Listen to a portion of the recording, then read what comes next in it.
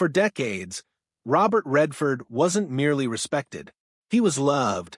That golden smile, the windswept hair, the effortless charisma, it all seemed made to measure for the silver screen.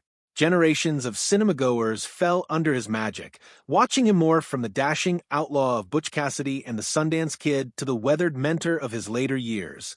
But beneath the red carpet appearances and iconic movie roles lay a secret much more intimate than any he ever portrayed.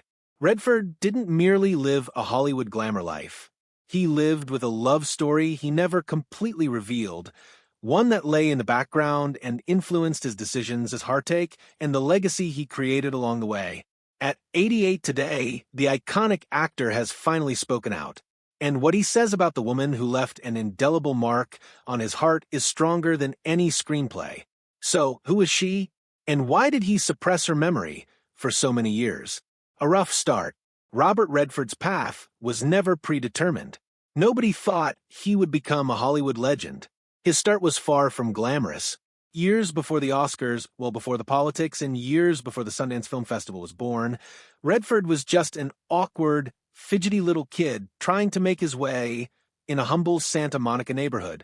His dad was quiet, hardworking, and unassuming, an accountant who lived in his own little world. His mother, warm, supportive, and eternally patient, was the emotional anchor of the family. They weren't affluent.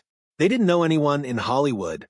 And no one at the time would have imagined that their inquisitive, troublesome son would go on to share screen space with legends and become a legend himself.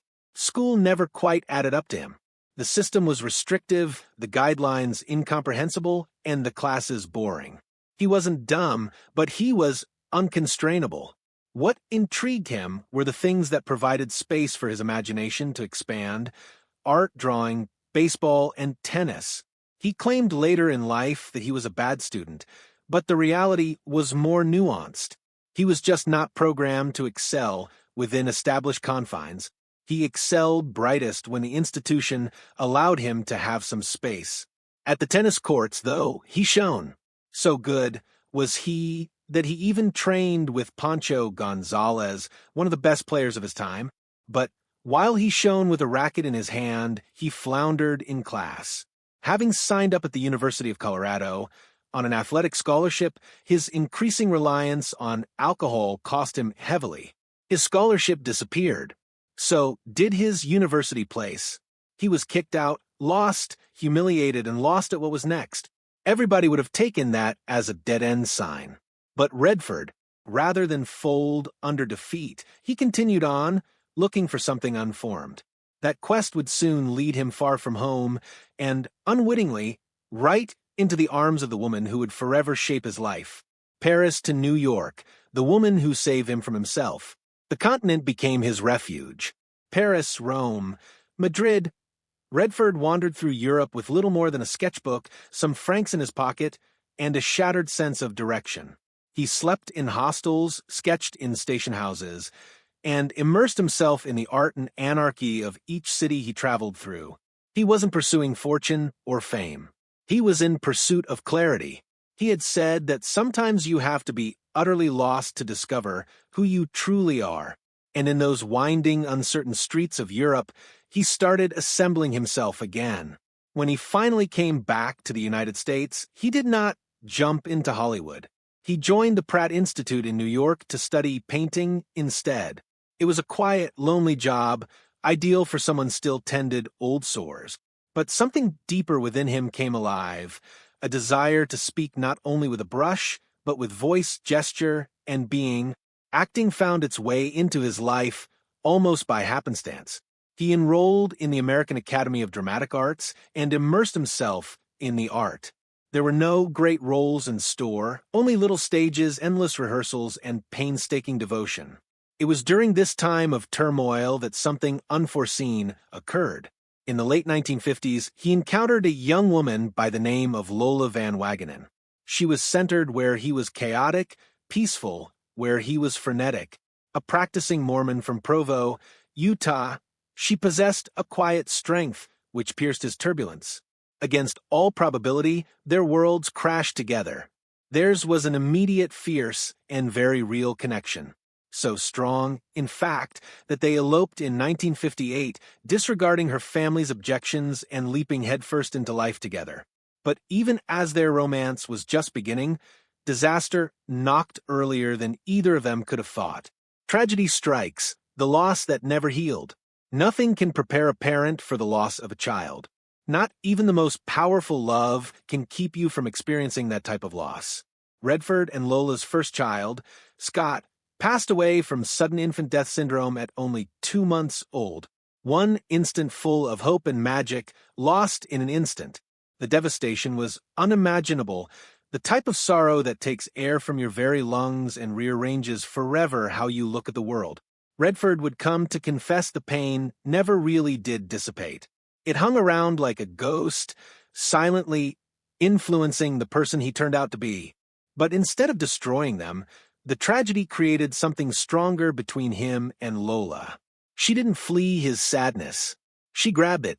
She became his anchor, his haven, the unshakable presence who saw his potential when he couldn't even see it for himself. In a chaotic world, Lola was his sanctuary. Gradually, piece by brick, Redford's long-shot aspirations started to take shape. In 1963, his chance came on Broadway in Neil Simon's Barefoot in the Park. The show was charged with electricity. Hollywood was no longer a pipe dream.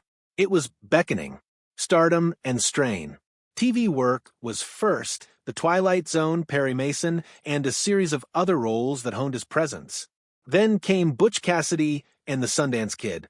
That movie didn't establish Redford as famous.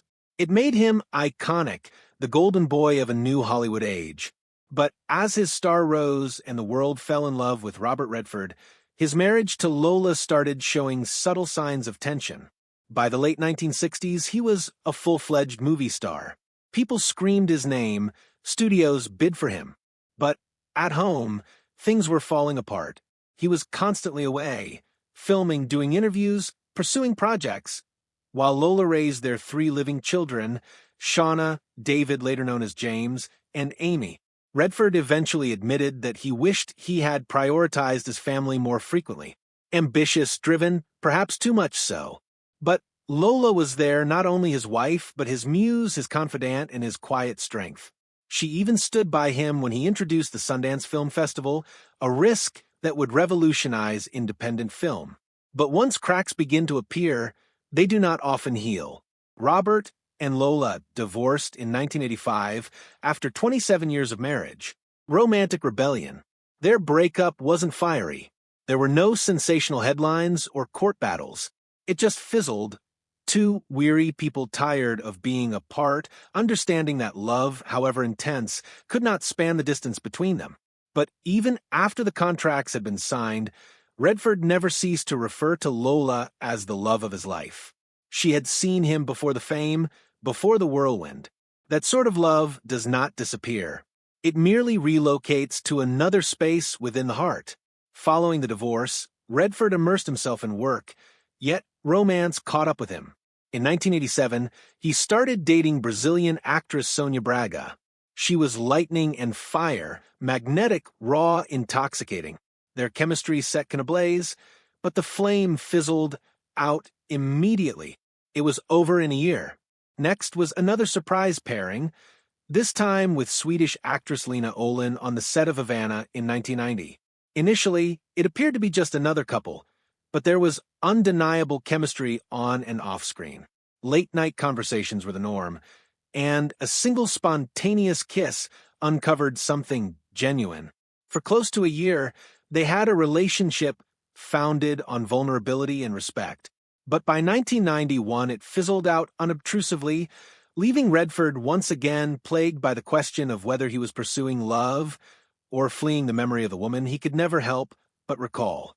A quiet love. By the 1990s, Redford retreated from publicized romances. Instead, he turned to quieter affairs. He met Cathy O'Rear, a costume designer who was not interested in being in the Hollywood limelight. Their romance wasn't splashed on tabloid covers. It transpired in intimate dinners and discussions away from photographers. For the first time in years, Redford wasn't pursuing something, just serenity. But While Kathy brought peace, someone else would enter his life who completely changed everything. The man who didn't know his name. At his Sundance resort in the late 1990s, Redford encountered Sibylle Sagers, a German multimedia artist. She wasn't impressed by fame, unlike others. She didn't recognize him at first. She didn't see a legend, but a man, an artist. They shared interests in nature, art, and environmental activism. Their romance grew richer with the passing years, and they wed in a secret ceremony in Hamburg in 2009.